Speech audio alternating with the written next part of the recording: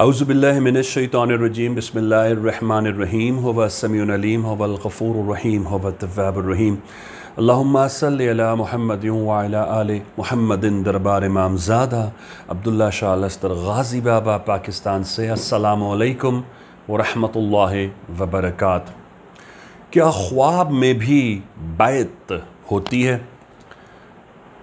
جی، خواب میں بھی بیعت کی جاتی ہے، بیعت ہوتی ہے، بزرگ آتے ہیں، اولیاء اللہ آتے ہیں، اہل بیت تشریف لاتے ہیں، یہاں تک کہ پنجتن پاک سرکار علیہ السلام علیہ وسلم نے بھی خواب میں تشریف لا کر لوگوں کو بیعت سے سرفراز اور اعزاز اور مشرف فرمایا۔ دیکھیے، بیعت جو روحانی طور پر خواب میں ہوتی ہے اس کی حیثیت اور حقیقت اپنی جگہ، اس سے کوئی انکار نہیں ہے، لیکن اس بات کا ہرگز یہ معنی نہیں ہے کہ جن کو روحانی طور پر خواب کے ذریعے بیعت کیا جائے وہ دنیاوی طور پر کسی کی بیعت میں نہ ہوں۔ فار ایگزامپل، اگر آپ کسی صوفی ولی درویش سے بیعت ہو گئے ہیں تو اس کا مطلب ہرگز یہ نہیں ہے کہ اب دنیاوی طور پر بھی آپ کسی کے بیعت نہ ہوں۔ روحانی طور پر خواب میں آپ کو جو بشارت کنفرمیشن کی ہو گئی ہے وہ تو قائم ہے۔ اب اس کا مطلب یہ نہیں ہے کہ آپ نے کلمہ پڑھ لیا ہے تو آپ نماز پڑھنا چھوڑ دیں، کیونکہ نماز کا حکم آ گیا ہے اور اللہ کے نبی نے آپ کے لیے قیامت کے دن مغفرت طلب کر رہی ہے، تو اب جہنم آپ پر اگر حرام ہو گیا تو اب آپ دندناتے پھریں، اللہ کی مخلوق کو تنگ کریں، نہ نماز پڑھیں نہ اس کی عبادت کریں اور اپنی منمانی کرتے پھریں۔ دین تو اس کا نام نہیں ہے۔ اس لیے آپ کو دنیاوی طور پر بھی بیعت کا قائم کرنا ضروری ہے۔ بیعت کے لیے غازی بابا کے دربار سے الگ سیگمنٹ ہے، وہ جا کے دیکھ لیجئے گا تاکہ آپ کو سمجھ میں آ جائے کہ بیعت کیا ہے۔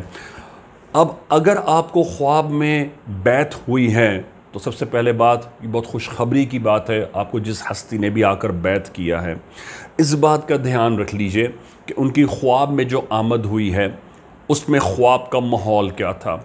خواب میں بیعت کا سچا اور اصلی ہونا، ایک تو سرکار کو دیکھا تو بالکل حق ہے، آپ نے سرکار کو ہی دیکھا، لیکن اگر آپ نے ان کی اولاد میں سے بھی کسی کو دیکھا ہے تب بھی وہ حق اور سچ ہے، وہ غلط نہیں ہو سکتا۔ لیکن اگر آپ نے اور کسی بزرگ کو خواب میں دیکھ لیا، وہ آ کر آپ کو بیعت کرتے ہیں، تو پھر اس کی کنڈیشنز کچھ آپ کو مانیٹر اور سکین کرنی پڑیں گی، اور ان کا سکیننگ ٹولز یہ ہے کہ خواب میں ان کے چہرے کا نورانی ہونا ضروری ہے، ان کا لباس بہت سفید یا بہت بھاری بھرکم ہونا ضروری ہے، پھر ان کا to the point, to the topic ہونا ضروری ہے۔ فار ایگزامپل، وہ جس مقصد کے لیے آئے ہیں وہ کریں گے اور رخصت ہو جائیں گے۔ پھر اس کے بعد اس بات کا ہونا ضروری ہے کہ آپ اور ان کے علاوہ کوئی وہاں اور خواب میں موجود نہیں ہونا چاہیے۔ اس بات کا بھی خواب میں اس کا سچا بیعت کے لیے برحق ہونا ضروری ہے کہ آپ جب صبح اٹھیں گے تو آپ کو کل سے لے کر آپ کے مرتے دم تک وہ خواب کل کی طرح یاد ہوگا۔ یہ چند علامات سچی بیعت کا ہونے کے لیے ضروری ہیں۔ اب اگر آپ کو خواب میں بیعت ہو گئی ہے تو جشن منائیے، خوشی منائیے، اور آج سے آپ کی ذمہ داری بڑھ گئی۔ نماز، روزہ، حج، زکوٰۃ، اختیارات، حقوق العباد، کسی کا دل نہ دکھانے کا عہد کیجئے، اور اس بات کا عہد کیجئے کہ آپ کی جان سے، آپ کے مال سے کسی کو تکلیف نہ پہنچے، کیونکہ یاد رکھیں جو بیعت ہوتی ہے وہ ختم بھی ہوتی ہے۔ عطا ہو جانا، تاج آ جانا، مرتبہ مل جانا، نبوت مل جانا، ولایت مل جانا، صوفی کا لبادہ مل جانا، آپ کو اہل اللہ کی نظر ہو جانا، مقام، اعزاز اپنی جگہ ہے، لیکن یہ اعزاز واپس بھی ہوتا ہے۔